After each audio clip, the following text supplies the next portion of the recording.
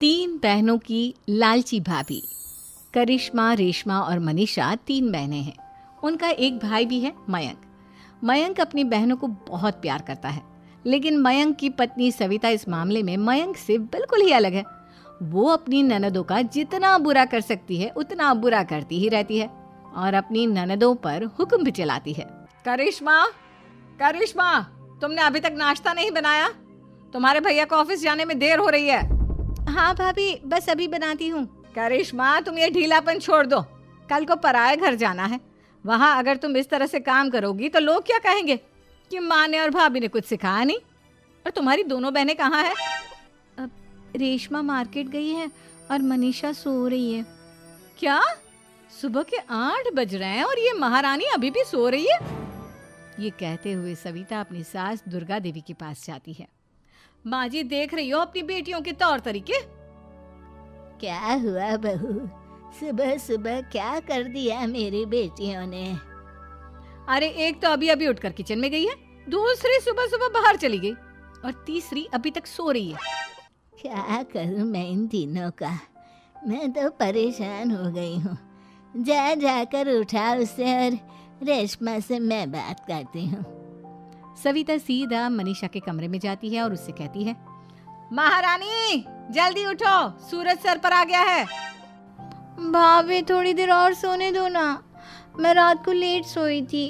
वो क्या ना, यूनिट टेस्ट चल रहे हैं। शराफत से उठती है या नहीं, या फिर पानी की भरी बाल्टी डालूं तेरे ऊपर?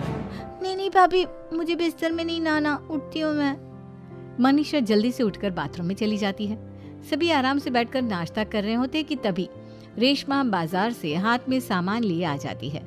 रेशमा को देखते ही सविता उस पर बरस पड़ती है। लो, आ गई महारानी।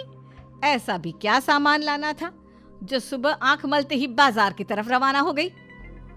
भाभी, कल आप ही तो चीख रही थी कि घर का सारा सामान मुझे ही लाना पड़ता है, घर में किसी को भी किसी काम से कोई लेना देना नहीं है। अब मैं बाजार जाकर सामान ले आई तो आपको इस बात से भी तकलीफ हो रही है? देख रही हो माँ जी, अपनी बेटी की जुबान कैंची से भी तेज चलती है। और मयंक, आप तो कुछ कहेंगे नहीं अपनी लाडली बहन को? रेशमा, अपनी भाभी से ऐसे बात नहीं करते। चलो माफी मांगो। भैया, मैं क्यों माफी मांगू?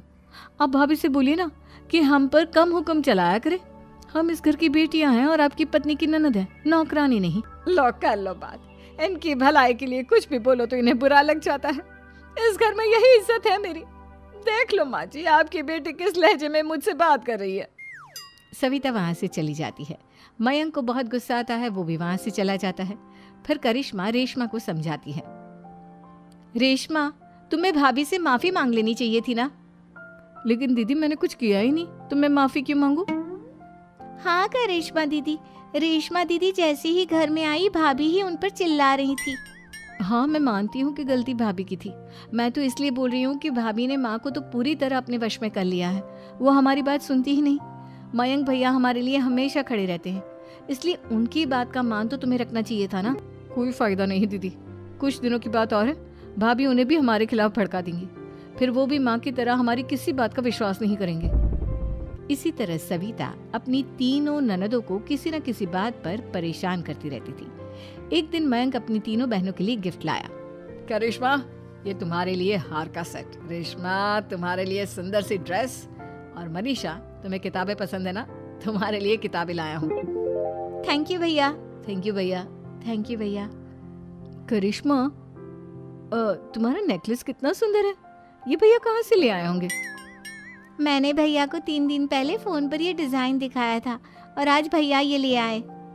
सविता तो अपनी ननदों के गिफ्ट्स देखकर जल गई और करिश्मा का नेकलेस तो उसे भी बहुत पसंद आया था। अपनी बहनों के लिए कितना अच्छा नेकलेस लेकर आए हैं, मुझे कभी कोई गिफ्ट नहीं दिया। मैं आज ही ये हार चुरा लूंगी। रात में सविता करिश्मा का हार चुरा लेती है और इसी तरह उसे अपनी ननदों की जो भी चीज़ अच्छी लगती वो उसे मांगती नहीं, बल्कि रात के अंधेरे में चुरा लेती। इसी तरह दिन बीतते गए और सविता ने मयंक के दिल में भी उसकी बहनों के लिए नफरत पैदा कर दी। एक दिन मयंक ने करिश्मा और रेशमा के लिए रिश्ता देखा और ये बात उसने घर में सबको बताई। माँ, करिश्मा और रेशमा के लिए बहुत अच्छा रिश्ता आया है, वो लोग कल इन्हें देखने आ रहे हैं। आप और सविता मिलकर सारी तैयारी कर लेना। ये सुनकर करिश्मा और रेशमा खुश हो जाती हैं, लेकिन सविता सोचती है, अगर इन दोनों बहनों की शादी हो गई तो घर और बाहर का काम कौन करेगा? मनीषा तो एक नंबर की कामचोर है, उससे तो किसी बात की उम्मीद लगाना ही बेकार है। मुझे इस शादी को रोकना होगा। अगले दिन सभी लड़के वालों के स्वागत की तैयारी करने में लगे होते हैं।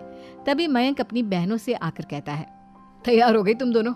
देखो दोनों लड़के बहुत अच्छे हैं, मैं कोई कसर नहीं छोड़ना चाहता, इसलिए तुम उनके सामने अच्छे से बिहेव करना और अपनी भाभी से लड़ने मत लग जाना। करिश्मा, तुम वो नेकलेस पहन लो ना जो मैं तुम्हारे लिए लाया था। भैया मैं बहुत देर से वो नेकलेस ढूंढ रही हूँ, लेकिन मुझे मिल ही नहीं रहा। क्या तुमने नेकलेस खो दिया? तुम्हें पता भी है वो कितना महंगा था? तुम कोई काम ढंग से नहीं कर सकती। मयंक गुस्से में वहां से चला जाता है। थोड़ी देर बाद लड़के वाले भी आ जाते हैं। वो दोनों बहनों को पसंद कर लेते हैं और रिश्ता पक्का हो जाता है। लेकिन सविता के दिमाग में तो कुछ और ही खिचड़ी पक रही थी। वो पंडित जी के पास करिश्मा की कुंडली लेकर जाती है और उन्हें पैसे देकर करिश्मा की कुंडली बदलवा देती है। जब लड़के वालों के पास करिश्मा की कुंडली जाती है तो वो दुर्गा को फोन करते हैं। बहन जी, हमने करिश्मा की कुंडली अपने पंडित जी को दिखाई थी। आपकी बेटी की कुंडली नहीं बल्कि दोषों का पिटारा है। देखिए, मैं और मेरे पति इन सब बातों में बहुत विश्वास करते हैं, इसलिए हम आपकी बेटी से अपने बेटे की शादी नहीं करा सकते। इस तरह करिश्मा का रिश्ता टूट जाता है और सभी घर वालों को बहुत दुख होता है। अब कविता सोचती है, चलो करिश्मा का तो रिश्ता टूट गया, अब रेशमा का भी रिश्ता तोड़ना है। क्या करूं? अब सविता आवाज बदलकर किसी अननोन नंबर से रेशमा के होने वाले ससुराल में फोन करती है। हेलो, मैं कौन हूँ कौन नहीं ये आपके लिए जानना जरूरी नहीं, बस इतना सुन लो कि रेशमा का 2 साल से किसी के साथ अफेयर चल रहा है। बस रेशमा का रिश्ता तोड़वाने के लिए सविता का इतना कहना काफी था। अब रेशमा का भी रिश्ता टूट गया। मयंक और दुर्गा देवी ने रेशमा को खूब खरी खोटी सुनाई और उससे बार बार उस लड़के के बारे में पूछने लगी। आप दोनों मुझे क्यों परेशान कर रहे हो? अरे कोई लड़का होगा मेरी लाइफ में तो मैं बताऊंगी ना, जब कोई है ही नहीं तो कहाँ से लाऊं मैं कोई लड़का? तो तेरे होने वाले ससुराल वालों को फोन किसने किया था? माँ, मैं नहीं जानती किसने फोन किया था, मैं सच कह रही हूँ। मैं तो पहले ही कह रही थी इसकी लगाम खींच कर रखो, लेकिन मेरी सुनता ही कौन है। आप चुप रहिए भाभी, ये सब आपका ही किया धरा है। अब तीनों बहनों को विश्वास हो जाता है कि ये सब उनकी भाभी ही कर रही है। तीनों बहनें अपनी भाभी को सबक सिखाने के लिए एक वकील कर लेती है और घर में हिस्सा मांगना। देखो भैया, माँ बाप की जायदाद में जितना बेटों का हक होता है उतना ही बेटियों का, इसलिए इस घर के 4 हिस्से होंगे और हमें अपना हिस्सा चाहिए। मैंने तुम्हारे लिए क्या क्या नहीं किया और तुम इस घर में हिस्सा मांग रही हो? भैया, आप और माँ हम बहनों की कोई बात नहीं सुनते हो और भाभी हमारी शादी नहीं होने देगी क्योंकि उन्हें लगता है कि आप हमारी शादी में ज्यादा पैसा लगाओगे और उन्हें हम जैसी फ्री की नौकरानी कहाँ मिलेगी। तो हम भाभी के साथ तो रह नहीं सकते, हम बहनों को अपना हिस्सा चाहिए। अरे तुम्हें शर्म आनी चाहिए अपने भाभी पर ऐसा इल्जाम लगाते हुए। वो तुम्हारे बारे में कितना सोचती है। हाँ माँ, भाभी हमारे बारे में बहुत सोचती है, दिन रात बस यही सोचती रहती है कि किस तरह से अपनी तीनों ननदों को परेशान करूं और कभी मुझे पढ़ने भी नहीं देती। दोनों बहनों का रिश्ता भी तो इन्होंने ही तोड़वाया है और रात में हमारे कमरे में आकर हमारी चीजें भी चुराती हैं। इसी तरह सविता की तीनों ननदें अपनी बात पर अड़ी रही। अब कोर्ट में तारीख भी शुरू हो गई। जब सविता को लगा कि उसकी तीनों ननद इतनी आसानी से नहीं मानने वाली, तो उसने अपने पति और सास को सारी सच्चाई बता दी और अपनी तीनों ननद से माफी मांगी। मयंक और दुर्गा को भी अपनी गलती का एहसास हो गया। अब सविता खुद करिश्मा और रेशमा के लिए अच्छा रिश्ता ढूंढती है और उनकी शादी करवाती है।